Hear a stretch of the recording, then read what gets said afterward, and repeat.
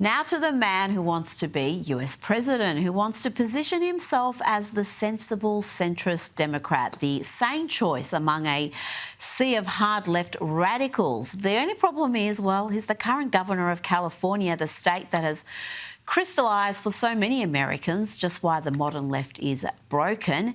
Here is Gavin Newsom. He's asked about the evil of transitioning an 8-year-old child, and he can't even bring himself to condemn that. What about for your values? I mean, is 8 years old too young? Yeah, I mean, look, I now that I have a 9-year-old, just became 9, come on, man, I get it. So those are legit. You know, it's interesting, just the issue of age. I haven't, it's interesting, as someone that's been so focused on equality, broadly, LGBT rights, particularly gay marriage. Mm-hmm. The trans issue for me is also novel. It's over the last few years. I'm trying to understand as much as anyone else. Whole pronoun thing, trying to understand all of that. Well, you know, that was like the hell. I mean, all that stuff. I get it. Joining me now is Sky News contributor Kosha Gada. Kosha, like so many who identify as centrist, he strikes me as someone who just lacks principles, lacks conviction. Mm. And on an issue like that, how can you not have a position? I'd almost have more respect for him if he was just pushing the gender line about you have to affirm people's gender identities, because at least you believe in something. He knows what transitioning an 8-year-old is wrong, but he just does not want to say that because there's going to be too many of his supporters who'll be upset with that. Class, I think you nailed it. That in this day and age that we live in, centrist is like an obfuscation. You can't be a centrist on an issue like this. It's pretty binary, pretty black and white, pun intended. And he's going on Sean Ryan's podcast. He went on with Charlie Kirk. Yes. So he knows he's going to get asked this question. He's doing that to try and somewhat appeal to the center-right of the country, even though he'll run back to California and totally own the positions there. But in this chair, he'll do something else. And you can see he used so many words, so many hand gestures, and that's all filler, because he was trying to buy time and obfuscate, because he knows the absurdity of what he's saying, and he was just trying to run out the clock there on that show and not admit it.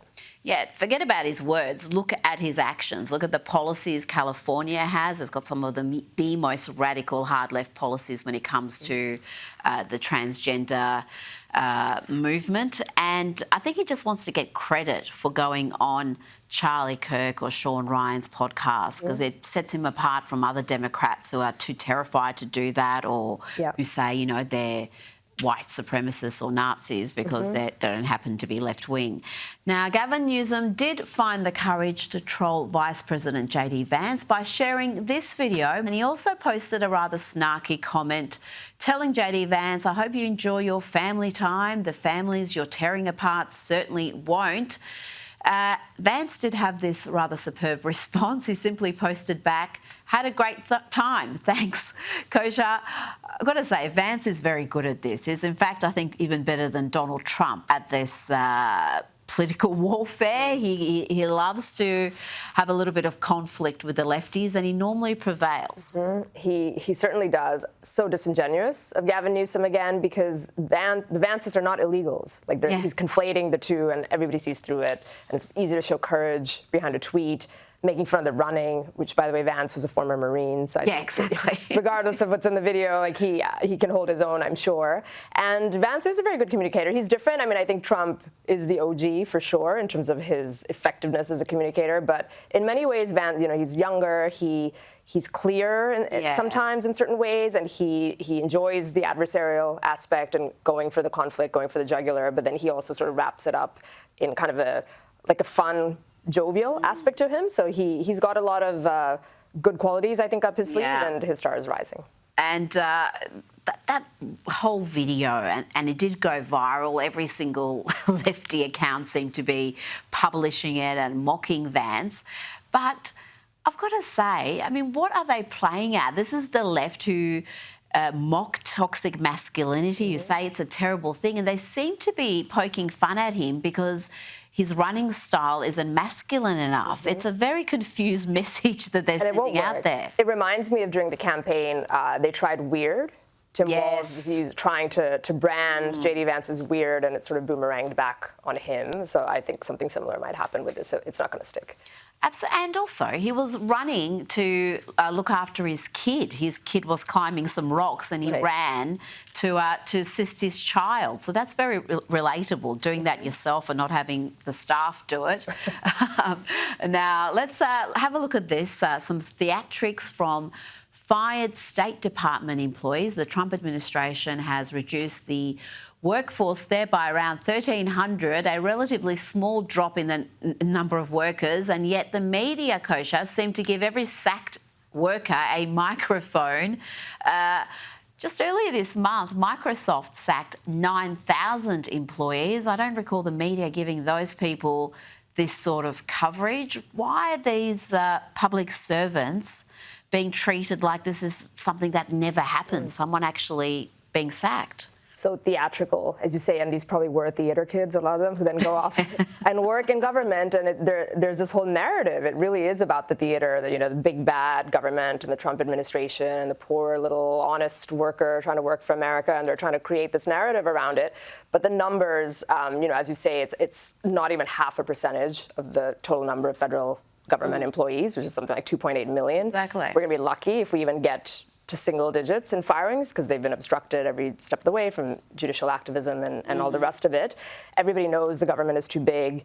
Microsoft, great example, white collar. You could even go blue collar. And when coal miners were shut down or small businesses went out of business because of the COVID restrictions and everything else, they never shed a tear for those folks. But here suddenly it's tears and microphones in the streets.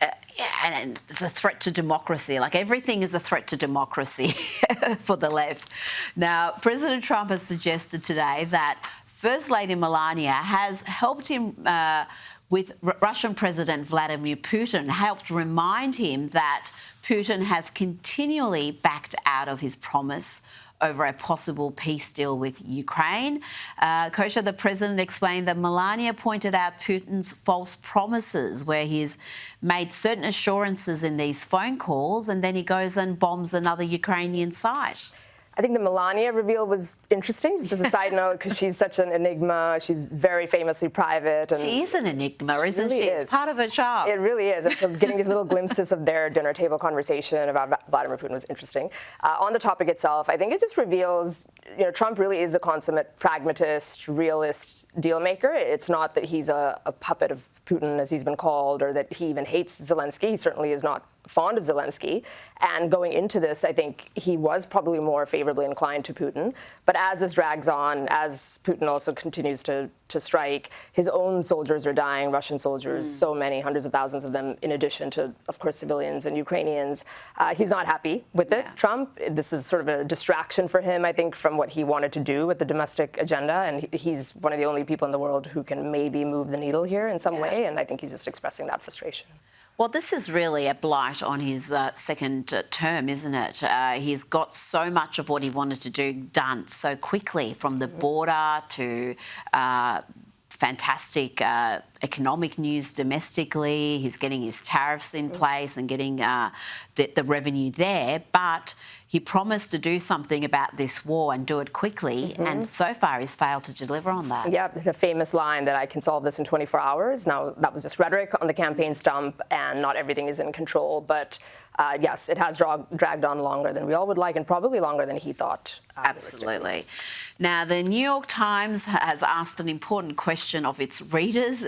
It's asking, is it time to stop snubbing your right-wing family? I mean, really, what a broken publication with an even more broken readership, it seems. I don't know, Kosha. I think I'd rather be snubbed by these people. We've got enough crazy in our lives, and life is too short, I think. I mean, what a bizarre thing to be saying, but I think it reflects their readership, because so many of them can't cope with friends, family, work colleagues who may think differently from them. That's so true, and such a childish tactic to snub somebody, not like, I'm going to influence you, or maybe let's just agree to disagree, but I'm going to snub you. And I looked into the author, David Litt. He's one of the former senior speechwriters for Obama. Of course. So I was rather surprised when I saw the level of depth or lack thereof in his analysis. And the funny thing, too, is so the tactic snubbing is childish, but also the issue that he really focused in on were the COVID vaccine mandates, which is not the hill to die on, because that has totally changed. It's not even a left or right thing. So many people view that very, very skeptically after everything that we were put through. And he was basically going after his sister's younger brother, who decided not to take the vaccine. And he used that as the central motif in his article about why you should snub your right-wing family member who maybe didn't want to take the vax. I know, it is such a bizarre hill to die on. I still think it is a political issue. I think the hard left are still clinging on to those mandates as the right thing to do, even with everything we've learned since then. But wow, yeah, you forget about that. You forget about family members not being invited to Christmas dinners because of the COVID vaccine mandates. Incredible time. Kosha Gada, thank you so much for your time. Pleasure.